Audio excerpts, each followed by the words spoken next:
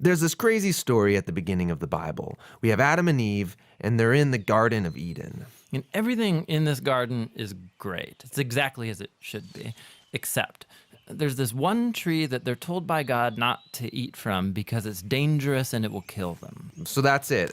Avoid this fruit tree and we're fine. Right, it seems pretty simple.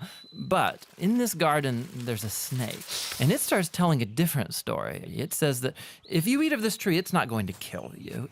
In fact, it's going to make you become like God. And Adam and Eve, they believe the snake and they eat the fruit. And because of this, the goodness of the garden is tragically lost, and evil and death enters into God's good world. Now, why is there a talking snake in the garden? I mean, this thing is a problem. Yeah, it's very strange. And even more strange is the fact that the Bible doesn't say why or how this thing even got there. It just presents the snake as this creature who's in rebellion against God and that wants to get other people to doubt God's goodness and lead them on a path towards death. And so whatever this snake is, it's the source of evil that pervades our world and our lives, even still today. But there is some hope, because right here in the story, God makes this really interesting promise to Adam and Eve. That someone is going to come in the future, a son of Eve. And this guy's going to come and he's going to crush the serpent's head and destroy evil at its source. However, during this battle, the serpent is going to bite this guy's heel. So it's like a mutual destruction. Yeah, it's this very strange but beautiful promise. And it's just left hanging there until the next key moment in the story, when God singles out this guy named Abraham and says that through his family, goodness and blessing is going to be restored back to all of the nations of the world.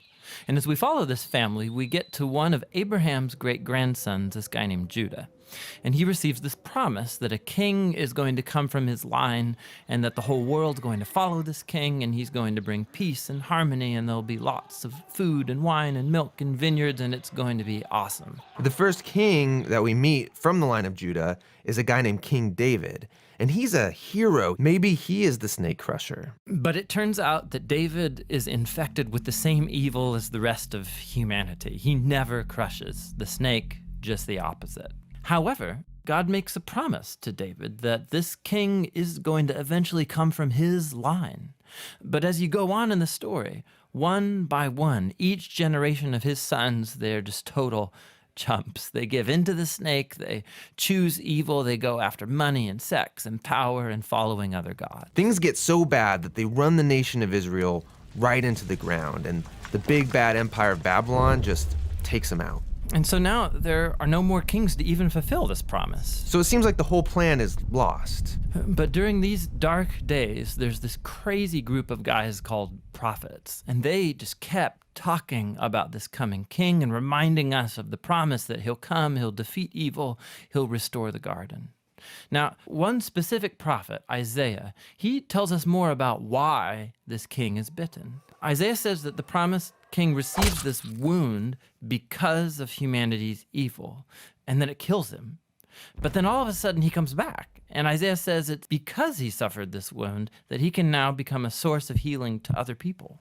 But the Old Testament ends, and the snake-crushing king that everyone's been talking about never shows up. And this is why, when the New Testament begins, it introduces us to Jesus of Nazareth, not as some random guy, but as someone who comes to fulfill these specific ancient promises. Yeah, we learn that he's from the line of David, Judah, and Abraham. And he goes around Israel announcing that the goodness of God's kingdom is here, now. And he begins confronting the effects of evil on people by healing them, by forgiving them of their sins and evil. Many people are now believing that this is, in fact, the promised king. But Jesus began telling his closest followers that he was going to become king and bring peace by taking the full effect of humanity's evil into himself. The fatal snakebite wound. Exactly. And so it seems like the serpent wins.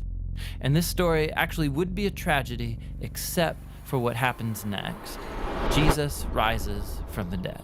And now Jesus has the power over evil and death for himself. And so the rest of the New Testament is then making this claim that Jesus' power over evil and death has now become available to us to begin confronting the effects of evil in our lives. But even still, death and evil are a real problem in our world all around us. And so the story of the Bible ends by describing this future day when Jesus comes back and he finishes the job. He destroys the snake once and for all, and he restores the goodness of the garden here on earth.